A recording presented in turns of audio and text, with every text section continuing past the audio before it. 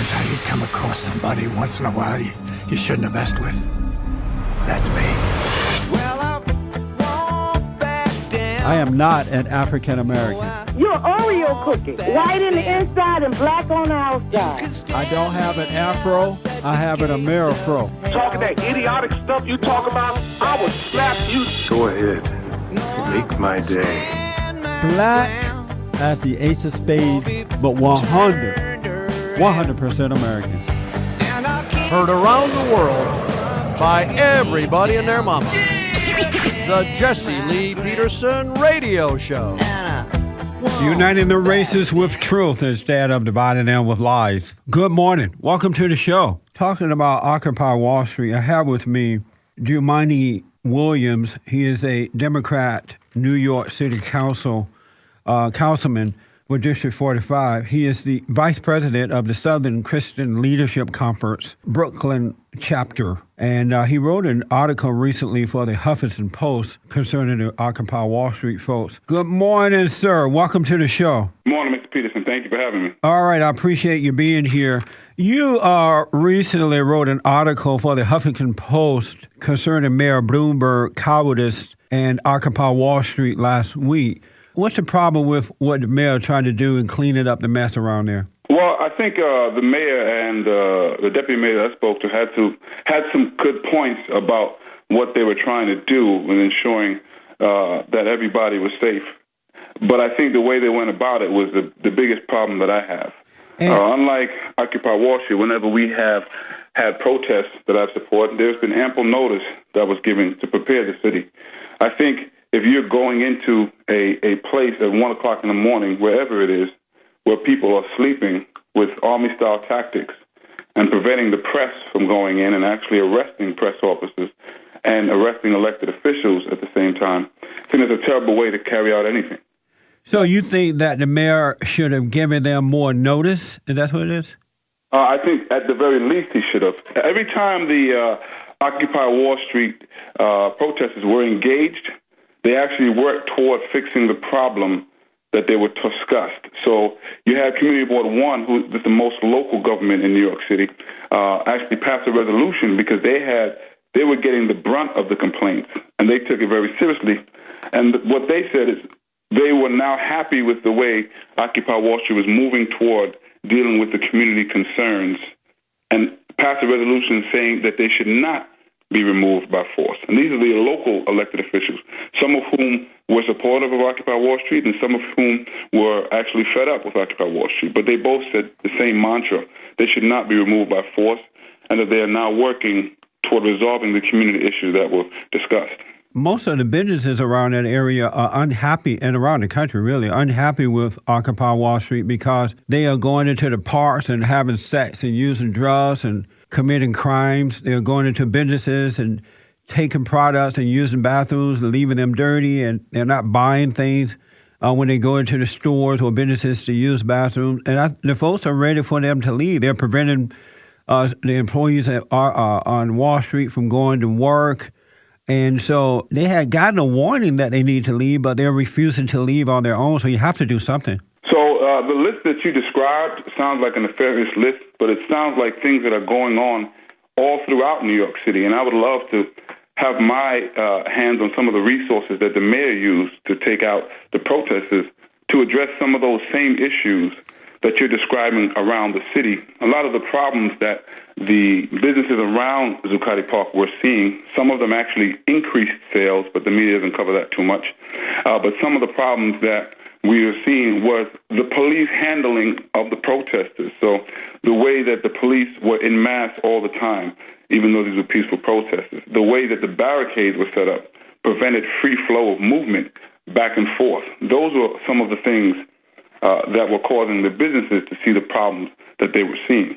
What is your position on the Occupy Wall Street movement? I think it's a great thing. I'm actually the first elected official to publicly come out and support the Occupy Wall Street movement, and I'm very proud of that. And what's great about them?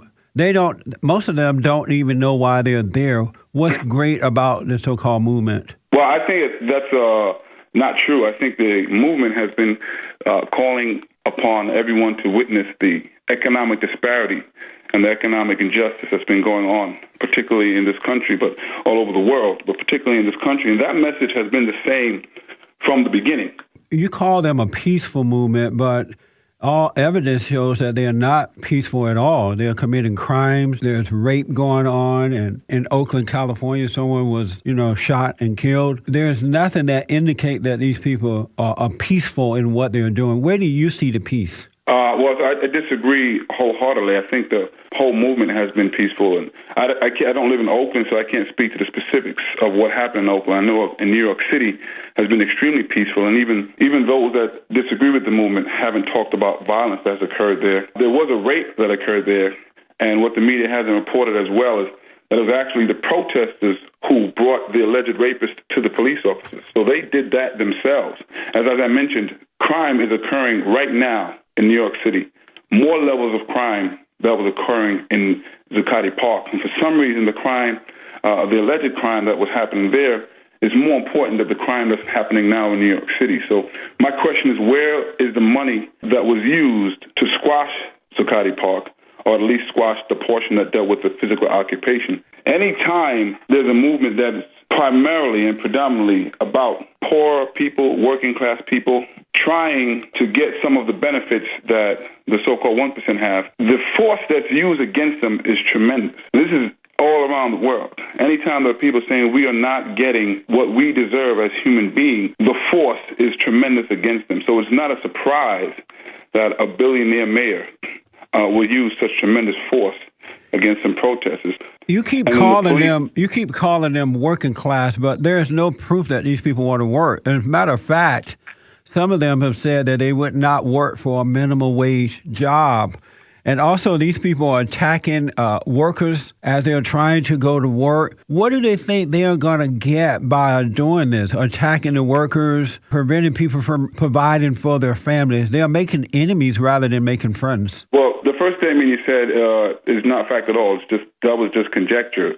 And you can find in any movement some people who are silly and say silly things.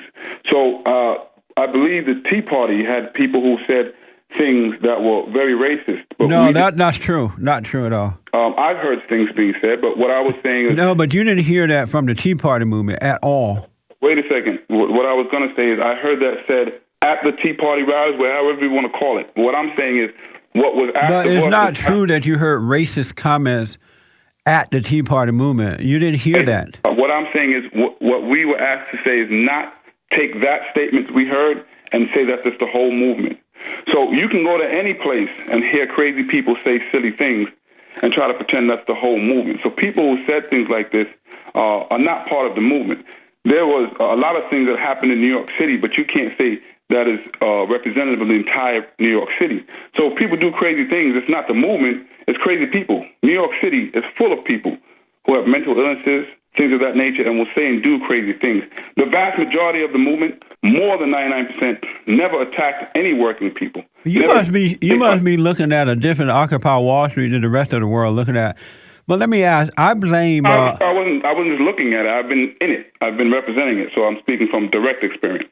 I blame Barack Obama for this because he has intentionally created an illusion of a class warfare between so-called rich and so-called poor in order that he may divide in hopes that he can conquer and be reelected next year.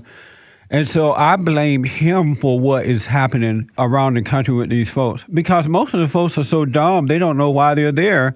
They should really be protesting the government. It was Fannie Mae, Freddie Mac that caused the economy to crash and not necessarily the banks or Wall Street. Well, I'm not sure if I would use the word blame. I think there's more that President Obama could do. I think George Bush is more to blame than President Obama is. And most of the people at Occupy Wall Street are not dumb. They are very tremendously... No, why, if they were smart people, why won't they protest the government, the White House? One, they are protesting the government as well. Actually, there's a contingent at Mayor Bloomberg's house right now. But the problem I have is there are a complicated web of people that have caused this, structures that have caused this. So to say because they have identified one part of that and focused on that, that means they're ignoring all the rest is just false. When did they protest the government? When did they protest the White House? I haven't seen that. Well, actually, there was a contingent that walked from New York City to the White House, and they'll be arriving there today. But so they haven't done it yet. They're on their way. No, they're arriving today. What I'm saying is, and there is a contingent of occupiers in D.C., what I'm saying is it's false pretense that because the focus hasn't been at the White House, that what they're doing is wrong. They are not a godless people, so that was just completely untrue. They're smoking dope, having sex, raping, murdering, being violent. They're urinated in the streets, and they're nasty. Why isn't that? What's godly about all that? You are describing human actions in New York City, across this country, probably where you live on your block. No, that's not happening on my block. People are not having sex. People are not using drugs. You're in denial about what's going on in Sound. No, sir, I agree. I'm not saying, I never debated whether it happened. I said it's happening across the country. So if they're godless, then the whole country is godless, including where you live, because people are having sex where you live, people are using drugs where you live. So for some reason to say that there's now has to be a hypersensitivity to the protesters, not what they're protesting, I think is we're missing the mark. I need you to quickly just respond to an email that I received from Phoenix. Would you allow Occupy Wall Street protesters to sit on your front lawn? Well, one, they weren't sitting on the front lawn. I said, would you allow them to do it if they came to protest you? One, what I'm saying is they're not sitting on a private lawn. And two, I have a bill now is to create 24-hour access to parks in commercial areas. So I'm talking about commercial areas. All I'm saying makes sense. What they want to say is the most outliers of going on somebody's lawn. I'm talking about protesting on property that is public. And just like in Tahrir Square, we never asked whether or not this was public or private property. What we asked is whether the cause was just. Amazing. And I think we should spend the same amount of resources on squashing as to addressing the resources. And to your last question, I think that George Bush is much more to blame than Obama, and I think it would help President Obama if he just came out and support Occupy Wall Street. Why are you blaming Bush? Bush been gone for 3 years now, and Obama's been there for 3 years. When will it become Obama's problem? Well, I think on the right side of things, when Obama was getting credit for killing Osama bin Laden, what was said was actually it was Bush that did it, even though that Bush was out of office. So if he has to get the credit for the good stuff, I think he also gets the credit for the bad stuff. Well, amazing. I appreciate you being with me, sir. Thank you. We will have you back. Thank you for I would love to. Thanks for your time. Thank you for having me. Okay, buddy. 888-7753-773. We'll come back and take your calls. This has been the Jesse Lee Peterson Radio Show, produced by Bond Action. To access the podcast of this show, visit us on the web at bondaction.org.